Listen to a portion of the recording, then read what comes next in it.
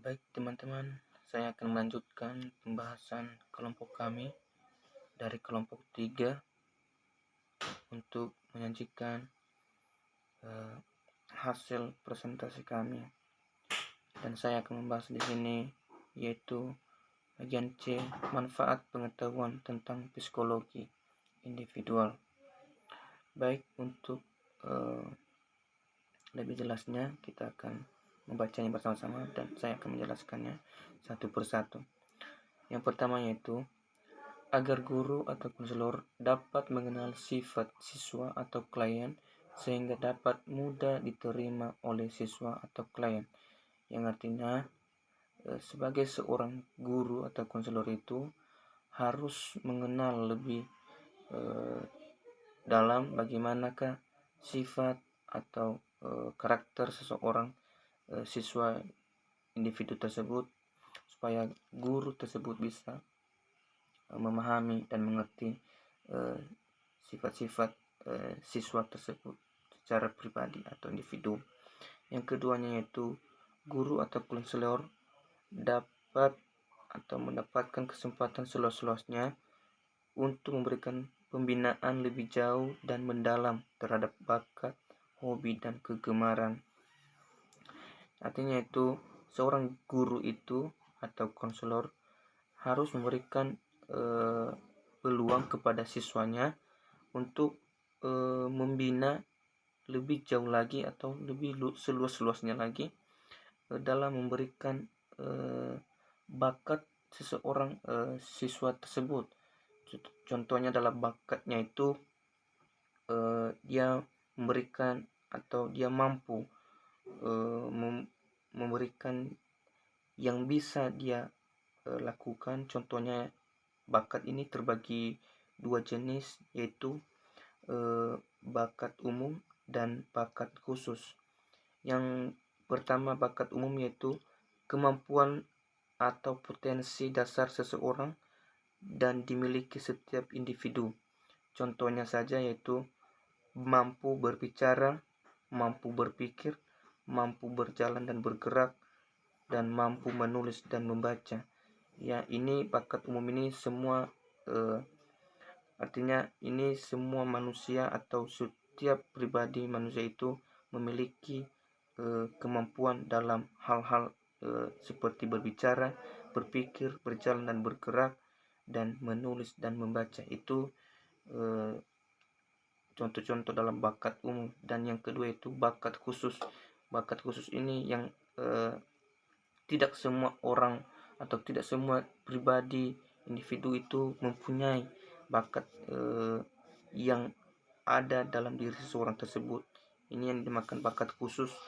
Yang dinamakan bakat khusus ini kemampuan atau potensi khusus yang hanya dimiliki oleh orang-orang tertentu saja.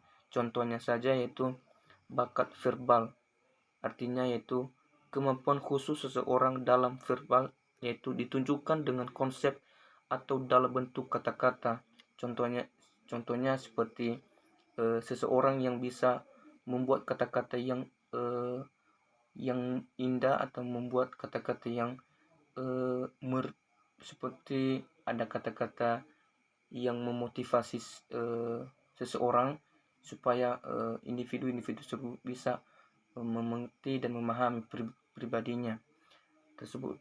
Dan yang kedua itu bakat numerial. Artinya kemampuan khusus seseorang di bidang bentuk angka-angka. Ini juga kemampuan ini atau bakat ini yaitu seseorang yang mempunyai bakat dalam hal bentuk angka-angka ini bisa dia cepat menangkap atau bisa dia lebih cepat untuk menghitung angka. Contohnya dalam matematika logikanya cepat untuk mengetahui angka-angka tersebut.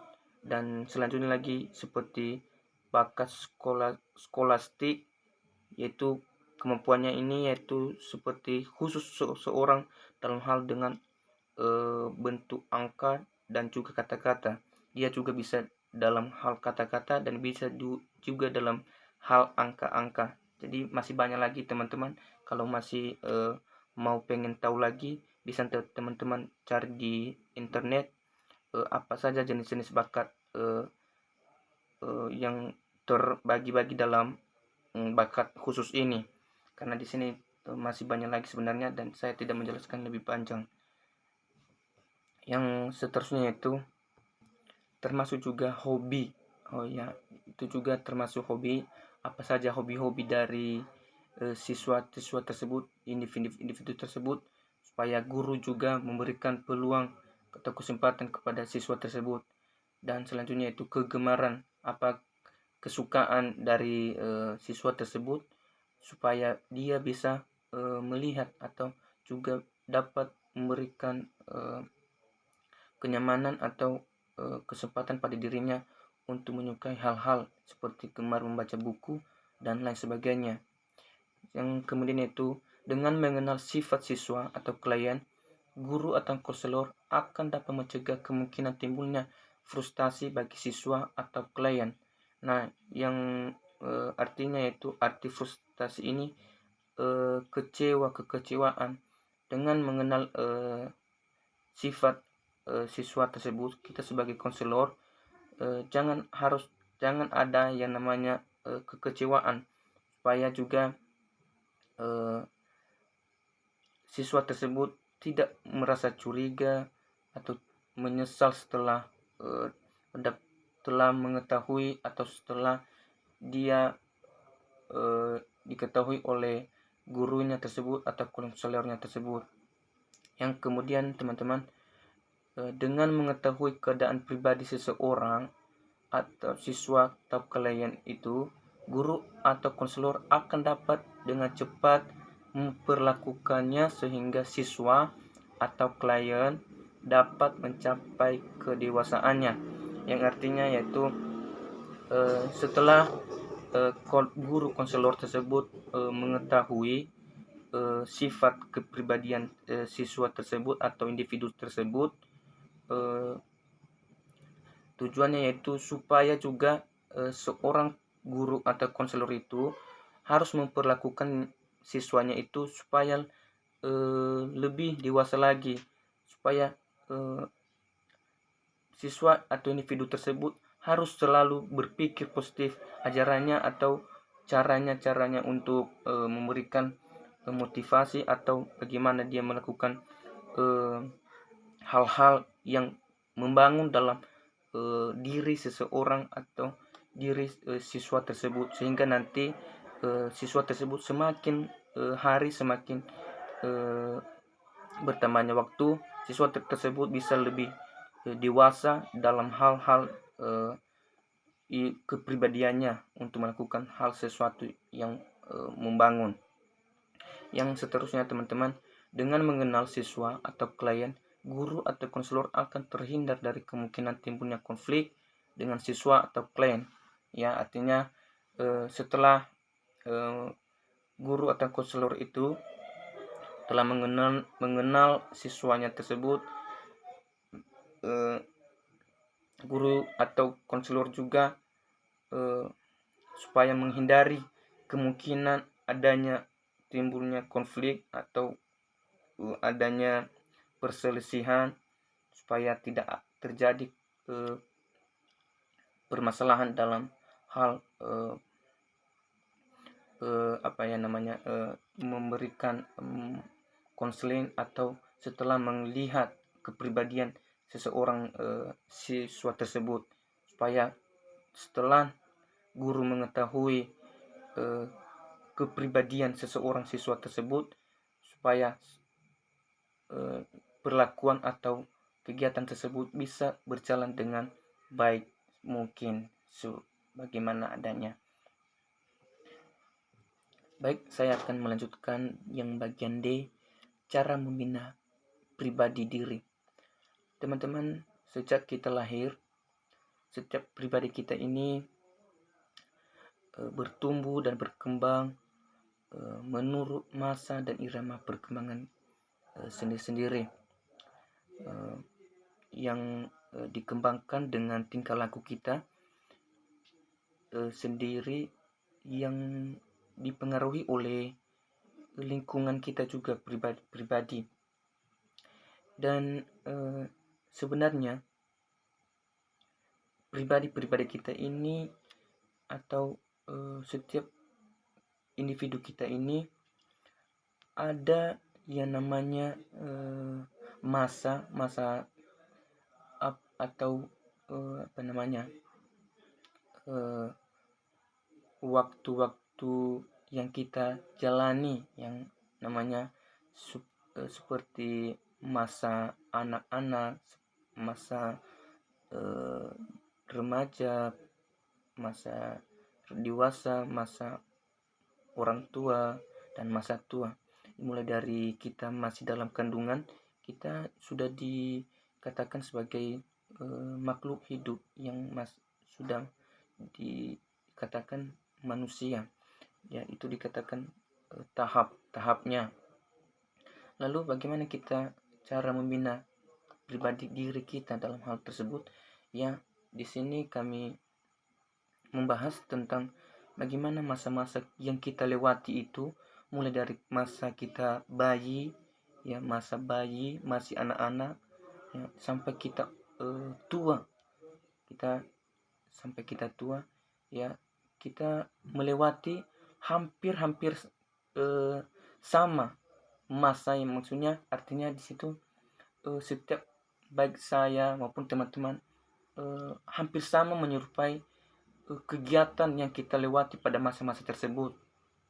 Seperti masa bayi, ya mungkin pribadi kita tidak mengetahui sepenuhnya bagaimana kita waktu bayi, tapi secara umum kita waktu bayi tersebut kita lihatlah sampai sekarang juga seorang bayi tersebut biasanya dia masih dalam proses dalam maksudnya masih kebutuhannya masih ASI, air susu ibu, menyusui kepada ibunya. Itu prosesnya paling lama setahu saya 6 bulan itu masih kebutuhannya masih ASI. Dan setelah itu teman-teman proses selanjutnya nanti atau berapa tahun, mulai dari udah 1 tahun atau 2 tahun, mungkin bisa beda lagi masanya, udah dikatakan seorang anak, ya bisa dia lakukan, bisa dia bisa berjalan, bisa berguling-guling, belajar untuk proses-proses untuk berjalan sampai bisa berbicara nantinya, dan bisa juga belajar untuk bagaimana cara makan, ya mungkin bisa ada perbedaan proses untuk diajari kepada seorang anak bayi tersebut tadi, sehingga nanti pertumbuhannya juga semakin besar atau semakin cepat dalam hal untuk membedakan masa yang dia lalui. Setelah nanti pada saat itu teman-teman masa yang sudah dilalui, contohnya bayi tadi dia akan melewati yang namanya masa bayi tadi dan menuju ke masa yang namanya kanak-kanak. Setelah tadi tersebut dia bayi dan masuk ke masa kanak-kanak, pasti ada perbedaan di situ juga. Dia sudah bisa mulai makan contohnya nasi atau bubur. Mungkin juga ada perbedaan pertumbuhan fisik pada dirinya, seperti tumbuhnya gigi, ya dan lain sebagainya. Dan dia pasti kita tahulah bagaimana proses pertumbuhan seorang anak dan perbedaannya.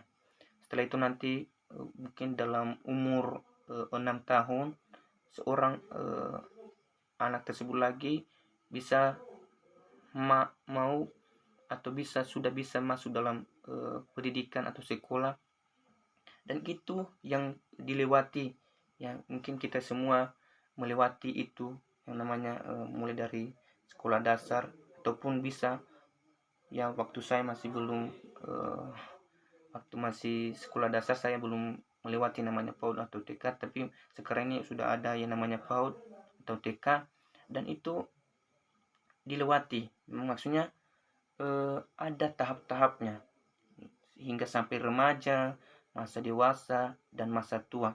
Dan itu nah artinya kebutuhan-kebutuhan atau keinginan yang diperlukan pada masa-masa itu pasti berbeda-beda. Seperti juga para masa remaja, pasti kebutuhan dan keinginan itu pasti berbeda-beda ya. Mungkin kalau sudah remaja itu sudah ya memikirkan masa depannya, tapi tidak terlalu mendalam sekali, yang artinya masih dalam kategori masih bersifat kanak-kanak, maksudnya tidak terlalu dewasa untuk memikirkan masa yang lebih lagi diutamakan. Setelah nanti udah dewasa, contohnya umur dewasa ini sebenarnya umurnya bisa dibilang umur 17 tahun lah ya, sudah SMA atau SMK. Di sini sudah bisa dikatakan dewasa, walaupun pemikiran seutuhnya atau secara umumnya masih belum eh, tidak tergantung pada usia sebenarnya kedewasaan ini. Karena dewasa ini sebenarnya terjadi pada seseorang atau individu itu kalau dia mengerti dan memahami apa yang perlu, apa yang lebih penting dalam dirinya tersebut. Itu yang sebenarnya dinamakan masa dewasa. Tapi dalam hal ini kita membahas bagaimana yang namanya tahap-tahap kedewasaan. Nah, dewasa ini juga berbeda kebutuhan dan keinginannya. Dan dalam masa ini, setelah kita dewasa, kita pasti berbeda lagi kebutuhan kita atau keinginan kita juga dalam tahap ini. Contohnya aja, pasti kita memikirkan namanya bagaimana saya supaya mendapatkan pekerjaan, contohnya supaya dapat menghidupkan masa depan saya, karena masa dewasa ini sudah cukup untuk mengerti dan memahami apa peran atau yang harus dilakukannya dalam kehidupannya supaya dapat tetap hidup. Dan setelah itu, setelah berkeluarga ataupun sudah masa tua, itu pasti berbeda lagi kebutuhan dan keinginannya. Contohnya saja bagaimana kita sebagai orang tua harus mencukupkan kebutuhan kita dalam keluarga tersebut dan kebutuhan anak-anak kita juga. Lalu bagaimana kita sebagai pribadi membina diri, contohnya saja dalam hal sifat atau membangun pribadi tersebut supaya lebih baik ke depannya. Contohnya saja dalam berkeluarga atau orang tua harus lebih memahami dan memberikan pembinaan kepada anak-anaknya, karena kalau tidak ada pembinaan dari keluarga, karena keluarga lah yang sebenarnya yang menjadi pendidikan pertama kali yang diketahui atau dimengerti atau diajarkan kepada kita seorang anak, yang pertama-tama itu dari keluarga. Kenapa saya katakan seperti itu? Karena kita lahir dari keluarga kita tersebut, maka seorang orang tua atau ayah maupun ibunya harus memberikan pembinaan kepada anaknya tersebut supaya anak-anaknya tersebut bisa memahami dan mengerti bagaimana perilaku-perilaku yang berdampak positif baik kepada dirinya maupun kepada orang lain.